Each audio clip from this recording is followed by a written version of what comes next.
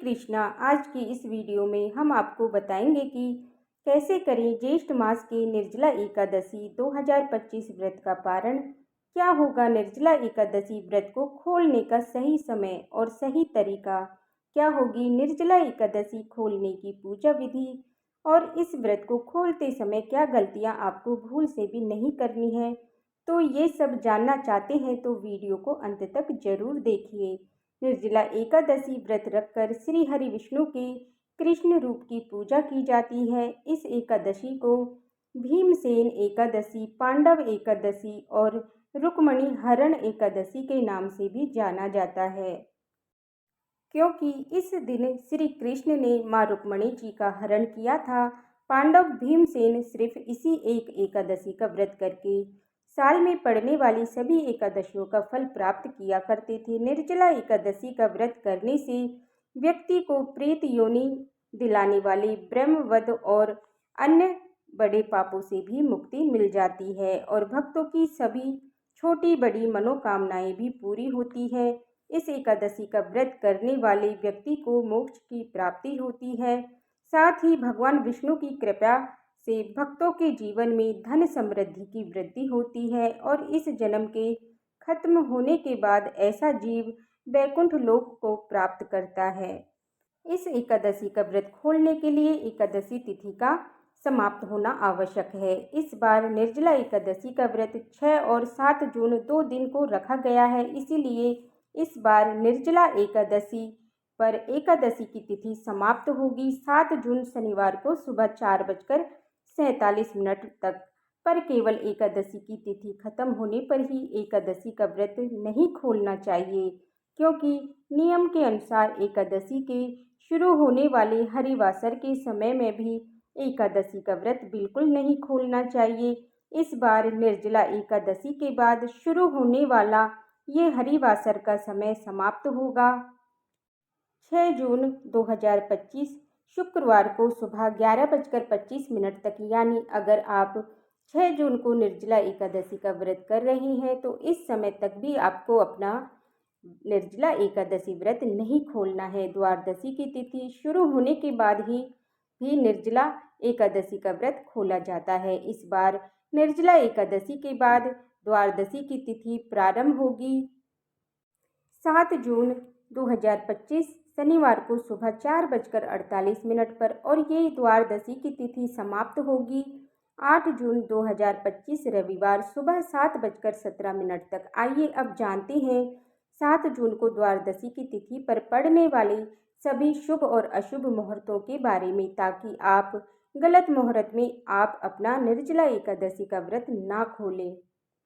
7 जून शनिवार को द्वादशी पर सूर्य उदय सुबह 5:44 पर होगा।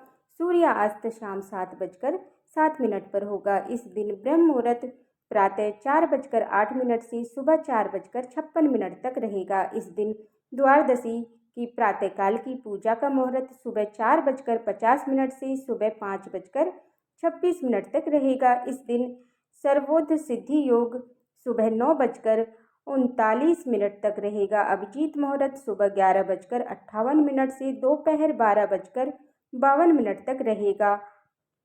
अमृत काल दोपहर 2:56 से शाम 4:45 तक रहेगा।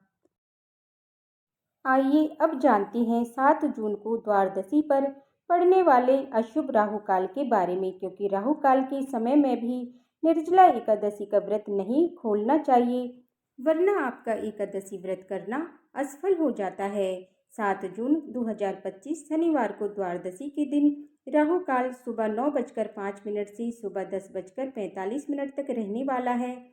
इस अशुभ राहु काल के समय में भी अपना निर्जला एकादशी व्रत ना खोले, ना ही द्वादशी की पूजा करें। आइए अब जानते हैं कि जिन लोगों ने 6 जून को निर्जला का व्रत किया है उन्हें अपना एकादशी का व्रत कब खोलना है, और जो भक्त 7 जून को निर्जला एकादशी का व्रत कर रहे हैं वो अपना व्रत किस समय खोलें। और जिन भक्तों ने 6 जून को निर्जला एकादशी का व्रत रखा है वो 7 जून 2025 शनिवार को द्वादशी के दिन दोपहर 1:44 से शाम 4:41 31 मिनट के बीच में अपना निर्जला एकादशी का व्रत खोलेंगे। और जिन भक्तों ने 7 जून शनिवार को निर्जला एकादशी व्रत किया है, वो रविवार को 8 जून 2025 को सुबह 5:23 से लेकर के सुबह 7:17 के बीच में अपना निर्जला एकादशी व्रत खोलेंगे। 7 और 8 जून को यही एकादशी व्रत को खोलने का सबसे शुभ और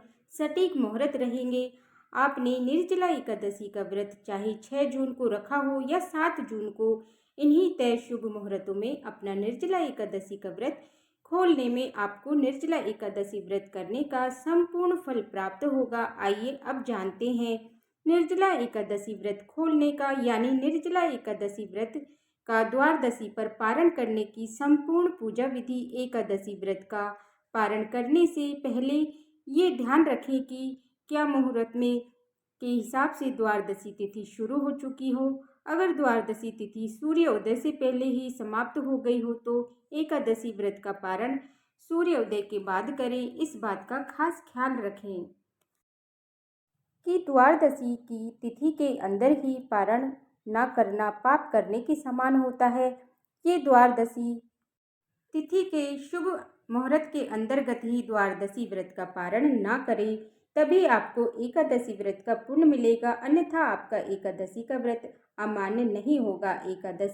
एकादशी व्रत का पारण समय सुबह यानी प्रातःकाल का ही होता है। व्रत करने वाले श्रद्धालुओं को मध्याह्न यानी शाम के दौरान व्रत को तोड़ने से बचना चाहिए। अगर कोई किसी कारण से कोई प्रातःकाल में पारण नहीं कर पाया है तो उसे फिर मध्याह्न यानी शाम के बाद ही एकादशी व्रत का पारण करना चाहिए। एकादशी के अगले दिन सुबह जल्दी उठकर स्नान करके तुलसी देवी को जल अर्पित करें, क्योंकि गर्मी के समय में पूरे दिन बिना जल के रहने से तुलसी देवी सूख सकती हैं। एकादशी की 2 तिथियों पर तुलसी देवी को जल नहीं दिया जाता है, इसीलिए द्वादशी की तिथि पर सबसे पहले तुलसी देवी को जल देना आवश्यक है।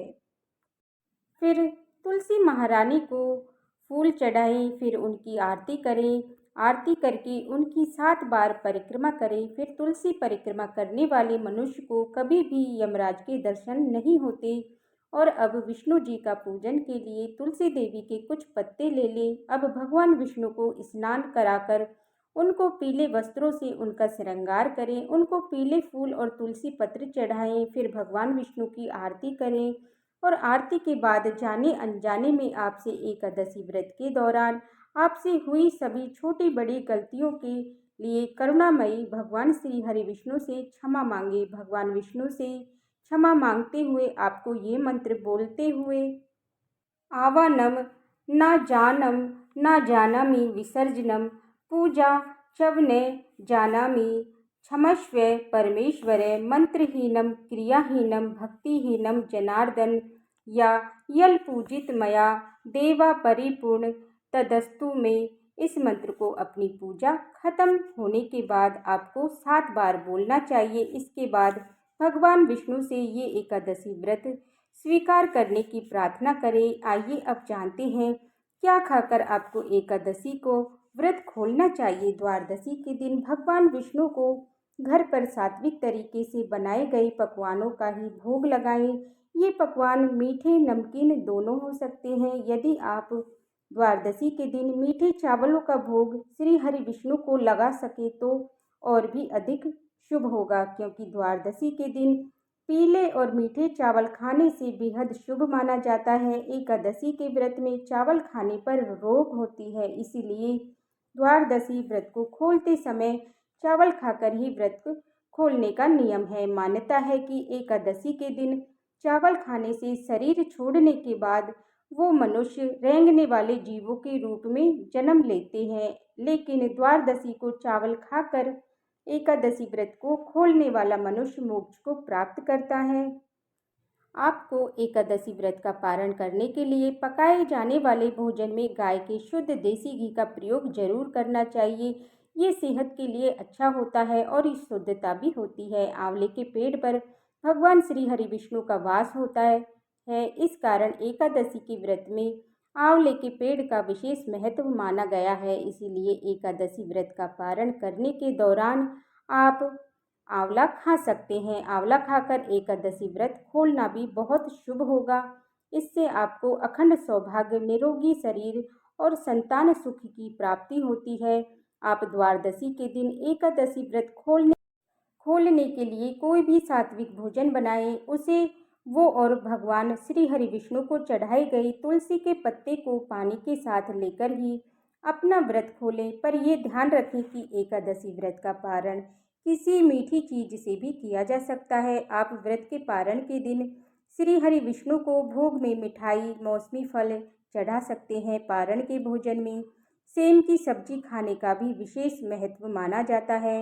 विशेष तौर पर एकादशी के व्रत में सेम को अर्पित का नाशक माना गया है। ऐसे में एकादशी व्रत का पारण करते समय सेम को एक अच्छे भोज्य पदार्थ के रूप में देखा और माना जाता है। पारण के दौरान आप सूखे मेवे जैसे कि बादाम, पिस्ता, अखरोट और किशमिश भी खा सकते हैं। इसके अलावा दूध से बनी मिठाइयाँ या चीज़ें भी एकादशी व्रत के पारण में खाई जा सकती हैं।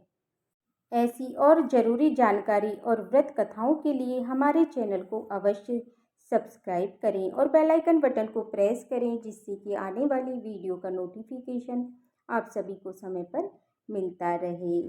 हरे कृष्णा। राधे राधे।